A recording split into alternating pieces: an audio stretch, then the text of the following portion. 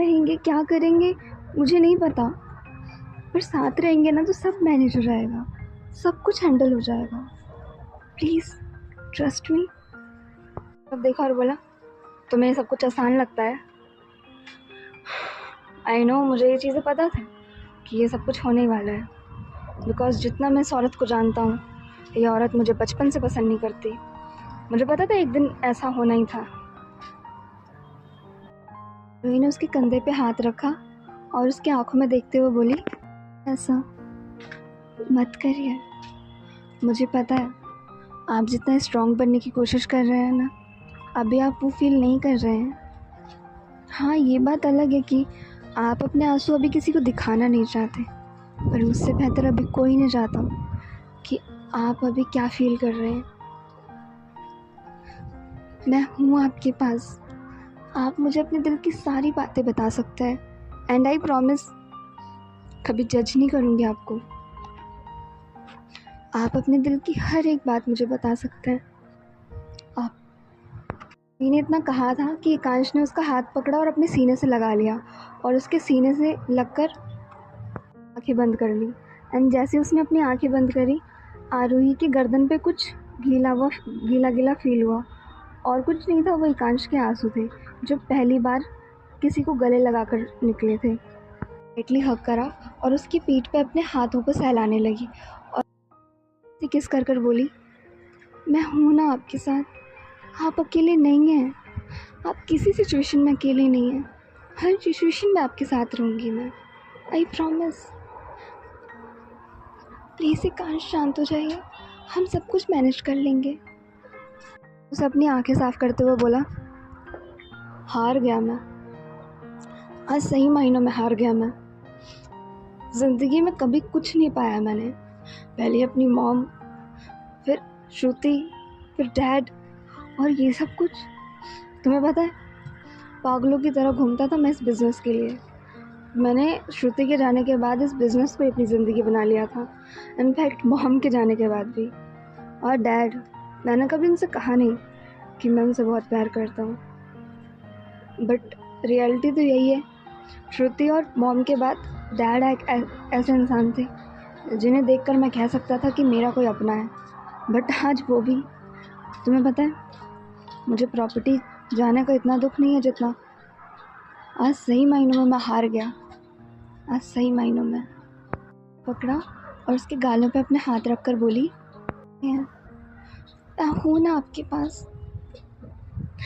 I know, मैं आपको आपके सारे रिश्ते वापस नहीं दे सकती, लेकिन वादा कर सकती हूँ कि ज़िंदगी में कभी आपको अकेला नहीं होने दूँगी, कभी भी नहीं। हर हालातों में आपके साथ रहूँगी। अच्छे हालातों की गारंटी मैं नहीं देती, लेकिन बुरे हालातों में ये आरोही जो आपकी वाइफ के रूप में आपके साथ खड़ी है ना, वो हमेशा आपके साथ खड़ी रहेगी।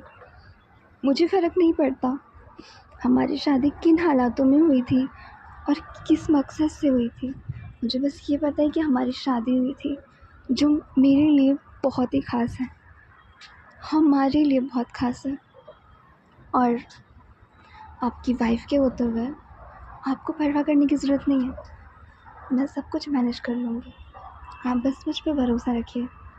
कांश ने उसकी तरफ देखा एंड देन उसने अपने आँखों से जो आंसू गिरने वाले थे उसने अपने अंगूठे से पोंछे और अपना मुंह मोड़ लिया।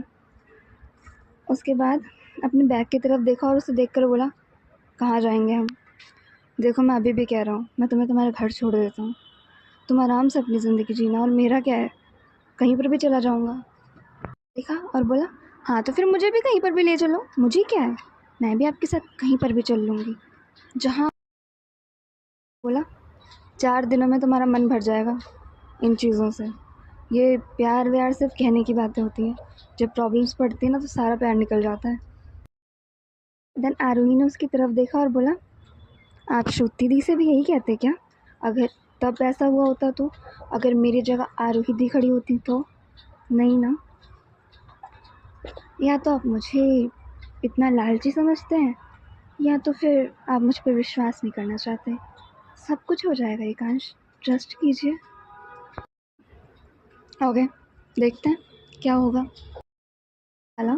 और किसी को कॉल किया।